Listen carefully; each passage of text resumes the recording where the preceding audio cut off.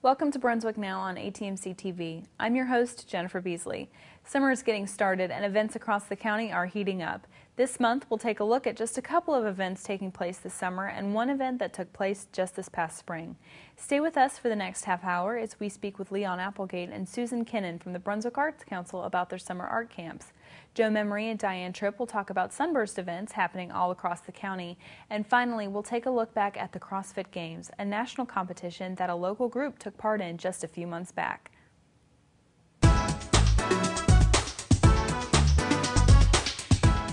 Welcome to Brunswick Now, ATMC TV, Channel 3, bringing you the best of Brunswick.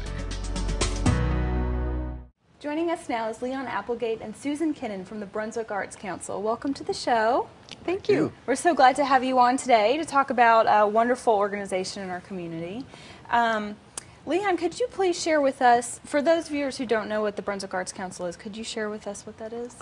I was hoping you'd ask a question like that, and I did some of my homework here. This is from the purpose, their bylaws of the Brunswick Arts Council.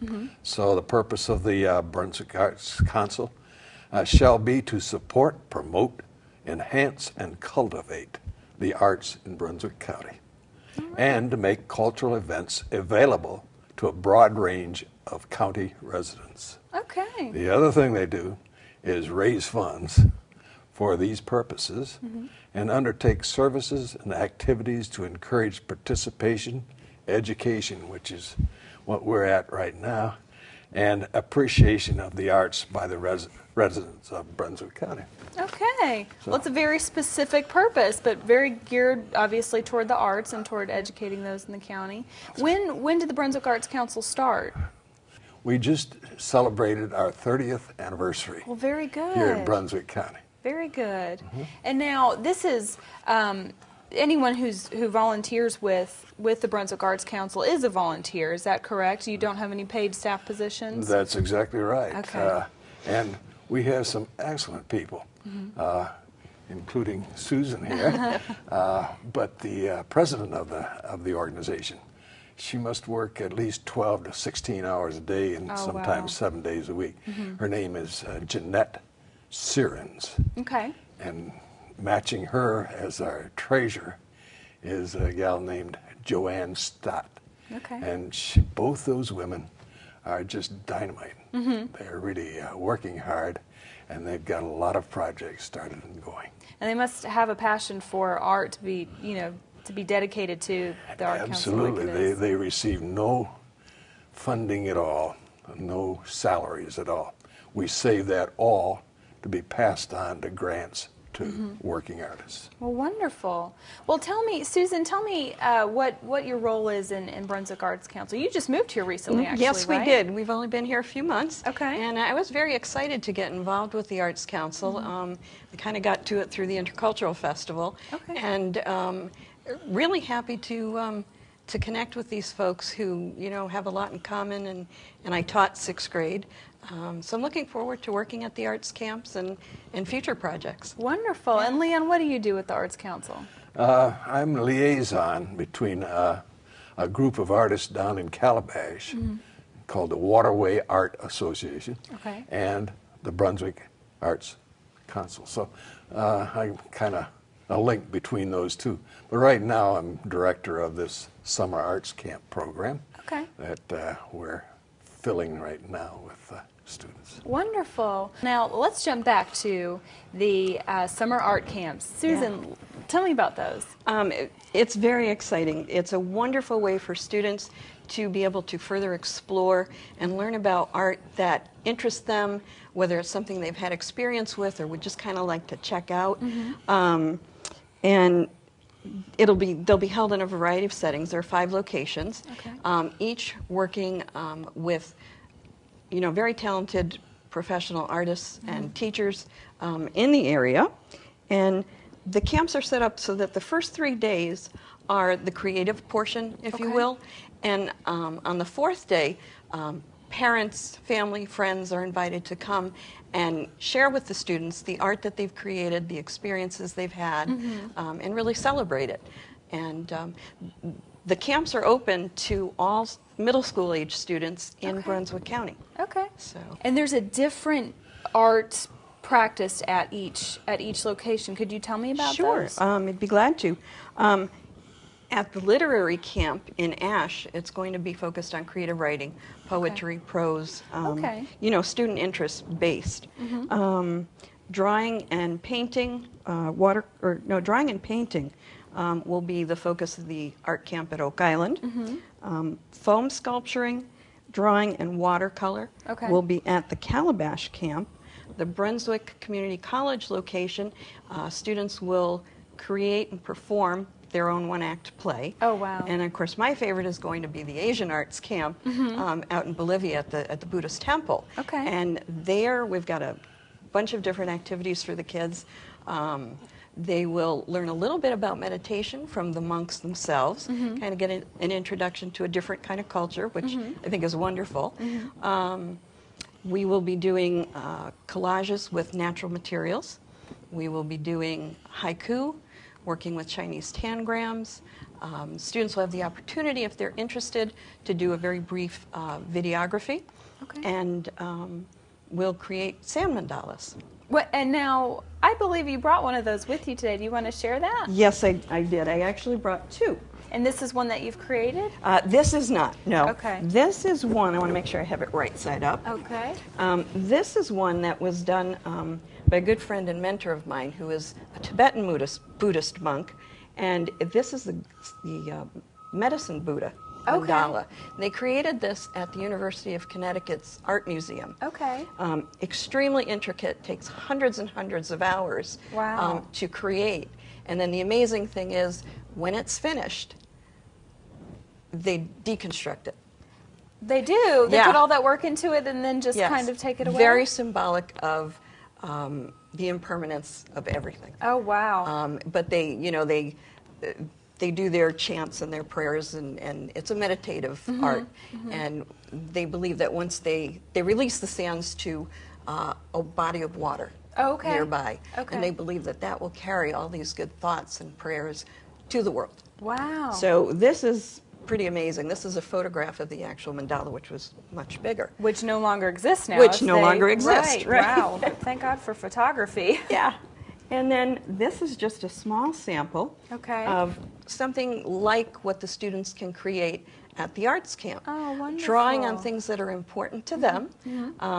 They sketch something out, and then we use glue and sand, because these aren't quite as impermanent. They Right. usually like to take them home and show somebody. Right, right. And, you know, show their efforts. But great fun, very creative. I'm always amazed at what the kids come up with. It's Yeah. wonderful. Wow. I'm So- sure the students will Yeah. absolutely enjoy that. Mandalas are great. They're iconographic, very representational art, and centuries old. And what's neat about them is there are forms of mandalas from Christianity through Native American cultures, North and South, Buddhism, all over the world.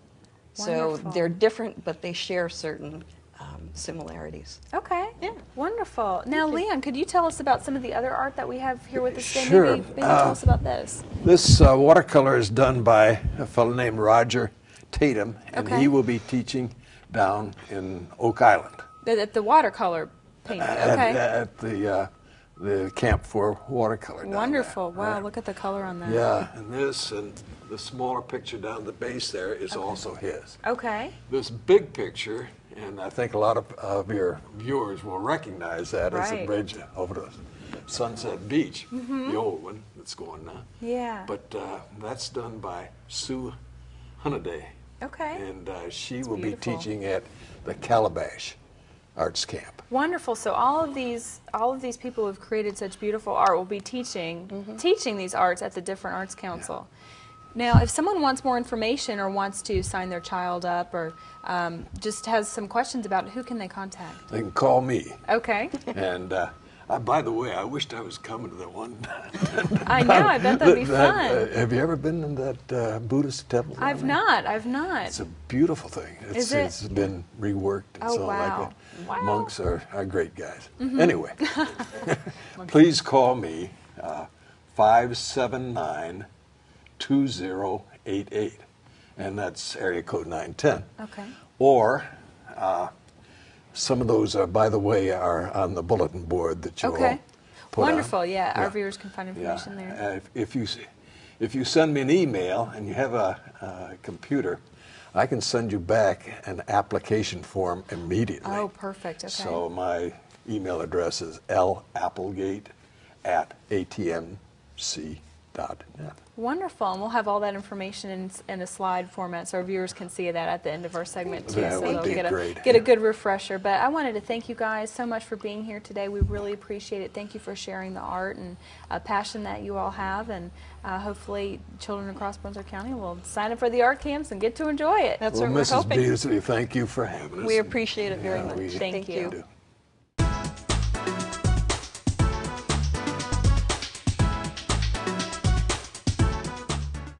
Joining us now is Joe Memory and Diane Tripp with Sunburst. Thank you all for being here today. Thank you for having us. We appreciate you joining us.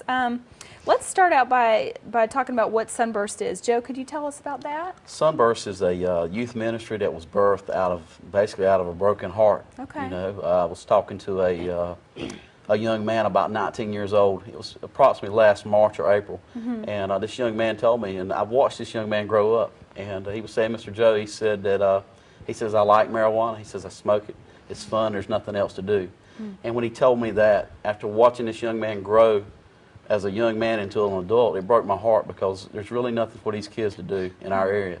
And God dealt with me at that point in time and laid something on my heart, feel like, you know, that I needed to try to get people to come together and give them something to do. And this is how Sunburst was birthed. Okay. We try to put on youth rallies where these kids can come and see that they can have a good time serving Christ. Wonderful. Now, where did you get the name Sunburst? Because it's not sun like S-U-N, it's S-O-N. It's S-O-N, that's correct. Well, one of the meetings that we were having, the churches that I went to ask for help, we have a lot of youth pastors involved with this, and a lot of volunteers out of different churches. We came together and we met, and we wanted to say, you know, that we're Sun and Fun Connect. Right. We wanted these young people to realize you can have a good time serving Christ. Right. And that's how the name was derived. Well, wonderful. Well, Diane, could you tell me maybe what happens at a typical Sunburst event? Well, we have games for them to play. If we're in the park at Ocean Isle, we always have games, and we then feed them. We always feed them, and then Food's always a plus for Yes. teenagers. Always a plus. they're always hungry, and it's just a time for them to hang out with their friends. It's a big open area. The park's beautiful. Then after they kind of play and get worn down, then we take them over and lead them into the praise and worship. Wonderful. So that involves bands and Yes, music ma'am. and things like that? We Okay. always have. We're very blessed with talent in the county, and we use the praise and worship bands, the youth in the church, and a lot of great bands, and so we've been very blessed. Well, wonderful. Well, now who's invited? It's just for youth kind of thing, or? Well, our focus is on the youth, but everybody's invited. Okay. All churches, and we want church and non-church. Okay. So everybody's included. That's our goal. Our goal is some of the youth in our area do not go to the typical four-wall setting of a Right. church.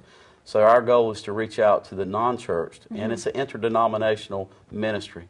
We have several denominations that have come together to make this happen. A lot of the churches in the area have just stepped up to the plate and volunteered their time. Their youth pastors are pastors, and these kids are just, we're trying to reach the ones who don't have a home church, Right. and the ones that we can identify who do not have a home church. If they make a decision, we try to put them in an area where that youth pastor in that church in their area can meet with them and facilitate them going to their facility.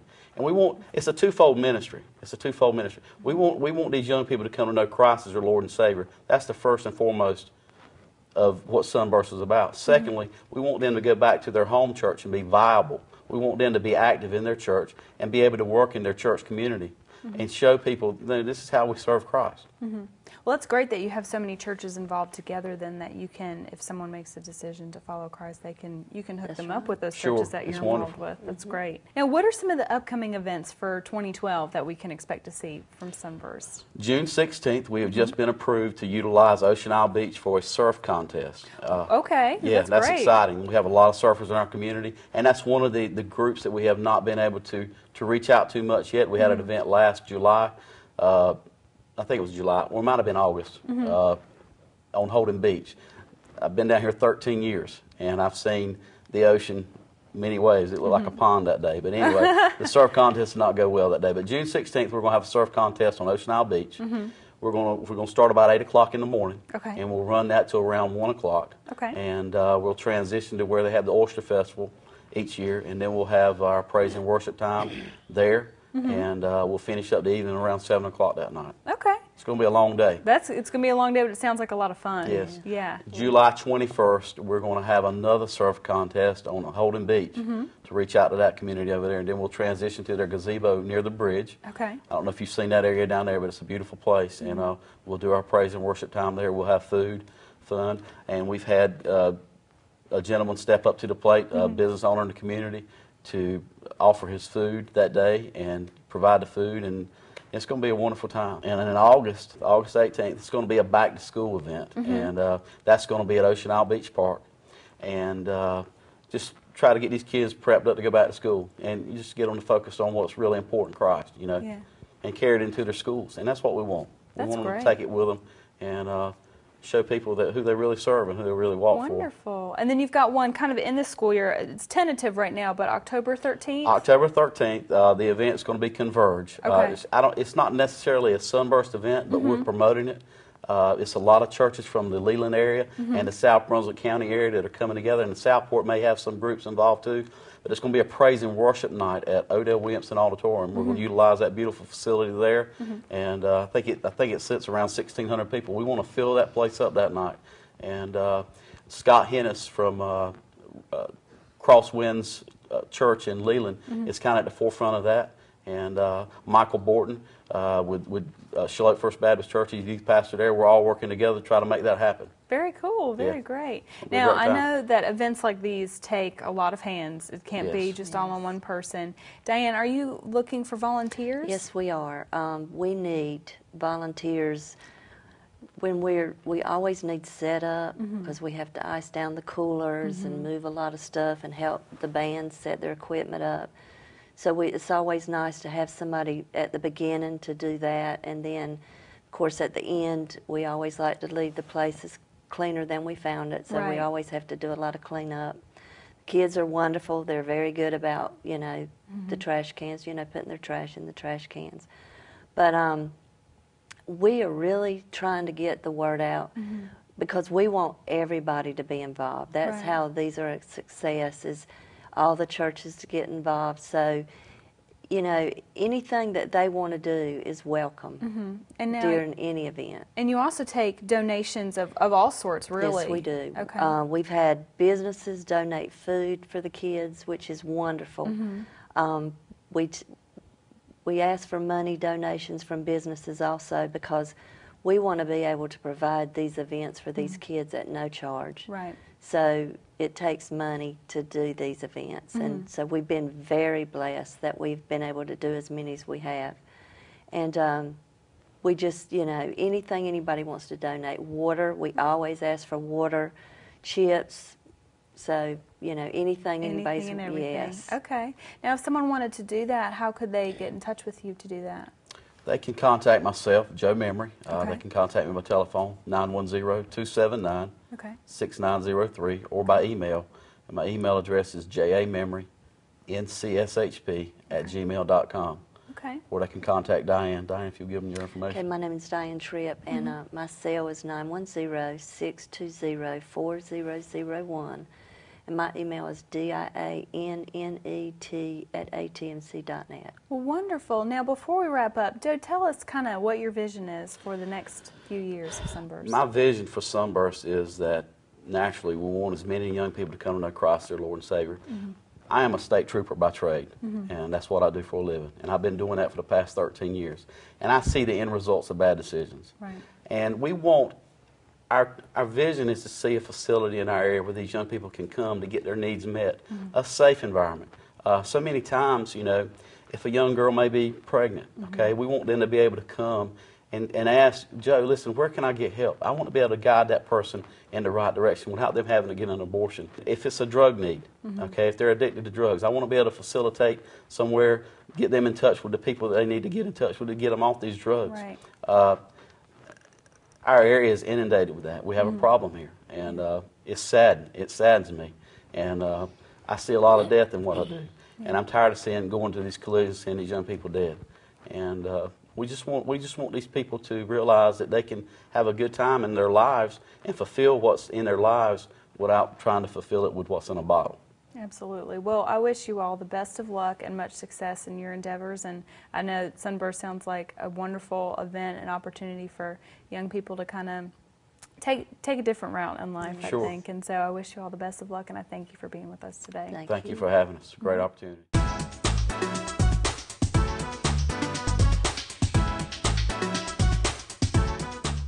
Let's now take a look back at the CrossFit Open Games that took place throughout February and March. During these games, local residents and members of CrossFit tested their skill and endurance in 5 workouts done over a period of 5 weeks. Let's take a look at the action. CrossFit Games is an annual competition that basically crowns the fittest man and woman on earth. So people from all across the globe compete, and only a select few, so there's 60 men and 60 women, in the individual open categories that from all across the world that get to go to the CrossFit Games in California, and it always takes place in July. And the top 3 men and the top 3 women that go through a grueling 2-day ordeal. There's up to like 10 workouts they have to compete in, and they're crowned the fittest man and woman on earth. So the Open is the first step in participating in the CrossFit Games. So the Open is basically what used to be called sectionals. It's done at an affiliate, or it's done at your home garage. So anybody in the entire world, no matter if they're a CrossFitter or an Olympic athlete or somebody who just heard about it on ESPN and decides to participate.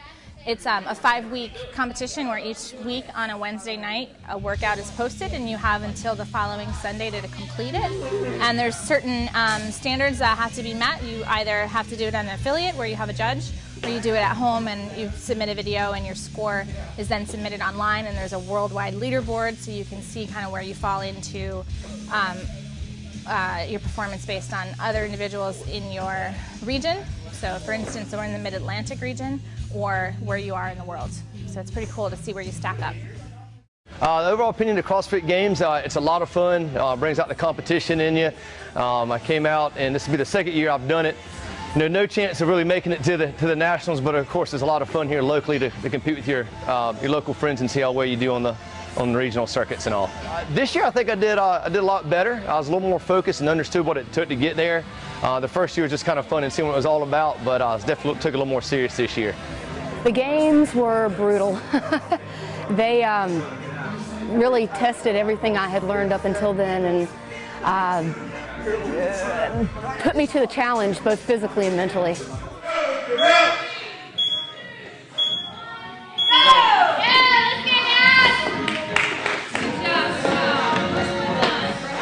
The week 1 workout was probably the worst thing I've ever done in my entire life. It was 7 minutes, which doesn't sound like a long time, but it was of one movement, which is called the burpee, which is the most hated exercise in the history of CrossFit for most people. You just had to do as many as you could in 7 minutes, and it is something I will never, ever, ever, ever do again unless I have to. It's something I'll probably never make anybody else ever do again either. 7 minutes of burpees. 7 minutes doesn't seem like a long time, but after minute 3, you're wondering if it's ever going to end. The week 1 of the burpees. I'd never even done a burpee before. If you don't know CrossFit, you've probably never done one either. And it doesn't really sound that hard. It's basically just a push-up with a jumping jack at the end over your head, and they are killer. I did 55 in 7 minutes. It's a love-hate relationship with burpees, but I did hit, I think, 105 or 107, which put me in first place the first week of the games here at the box. They're just grueling on you. They work every inch of your body, and they're just a tough routine, but it's where I excel, so I have to love them. Week 2, you had 10 minutes to complete a certain number of snatches, which is a really technical Olympic lift. So the first, for my category, for an individual female, the first weight was 45 pounds. I had to do 30 of them as quickly as I could. And then the second weight was 75 pounds. I had to do 30. And then the third weight was 100 pounds. I had to do 30. And then the last weight was 120. And you just kept doing as many as you could until the 10 minutes was up. And not very many women made it past the 75 pounds, and even fewer made it past the 100, and even fewer made it into the 120, so it was very challenging.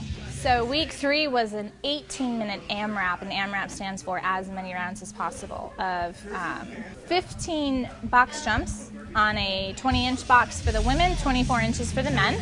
It was 12 push presses, which is an overhead movement, 75 pounds for the women, 115 for the men, and then it was 9 toes to bar across the board. And you just did as many rounds as you could of 12, 9, and, 15, 12, and 9 in 18 minutes. It was pretty brutal. There was a lot of breakthroughs though. In our gym, we had a lot of people that were able to get 75 or 115 pounds over their head for the first time. A lot of people that didn't know they could do toes to bar. A lot of people that overcame their fear of jumping on a high box. So it was pretty awesome.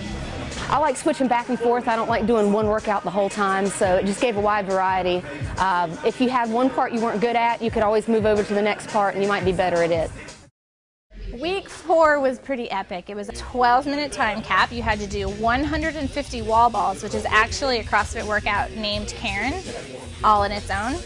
And then from the 150 wall balls, if you finished in less than 12 minutes, then you moved on to 90 double unders, which is a really technical jump rope skill that not very many CrossFitters have, unless they're veterans. And then if you still had time in that 12 minutes, you had to do 30 muscle ups, which is even more of a technical skill that not very many CrossFitters have. So you basically completed as many reps as you could. You had to do all 150 wall balls, all 90 double unders, and then as many muscle ups as you could in the rest of the 12 minutes. Week 5 is actually a repeat of the last workout from the 2011 CrossFit Open. Something I, again, wish I never had to do ever again. It was a 7-minute time cap. You had to start with 3 thrusters at 65 pounds for women, 100 pounds for men, and 3 chest to bar pull-ups, which is where you physically have to touch your chest to the pull-up bar. And then the reps increase by 3, so you go up to 6 of each, 9 of each, 12 of each, 15, 18, 21, and then if the 7 minutes is still going and you've got energy left in the tank, you keep rocking it out. So one memorable moment in particular was when Daniel Beasley snatched 135 pounds. It may have been the ugliest Olympic lift I've ever seen, but it definitely counted. Another one was watching Doris Kirk, who is 70 years old, who was very nervous about participating in the Open, but there are there's age divisions, so there's a master's division, and she actually did her burpees. I think she did 39 in 7 minutes, and then she did her snatches, and she was able to snatch 35 pounds, I think 20-something times, which is more than she's ever done in her entire life.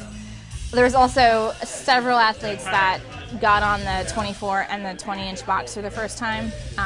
Several athletes that got their very first pull-up, and let alone a chest-to-bar pull-up, which is a huge deal. I love CrossFit. It's amazing. Being in this atmosphere, it's hard. It's almost impossible not to quit. You just want to keep going because the atmosphere is so amazing. Everybody keeps pushing you. So that's what I get out of it more than anything.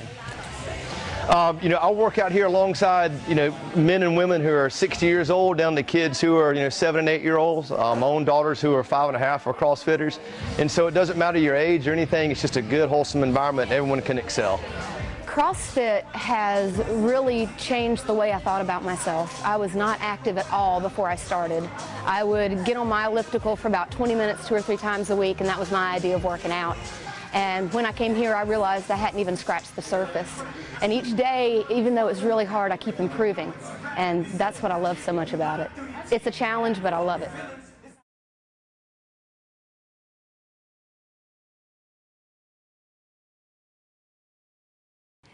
Thanks for joining us this month on Brunswick Now. If you have questions about what you've seen on today's show or suggestions for future shows, please call 910-755-1770. Thanks again for joining us. Be sure to join us next month for Brunswick Now, right here on ATMC TV. Brunswick Now set is provided by Badcock Home Furniture and More, located on Main Street, Charlotte. Stop by today to find your perfect match.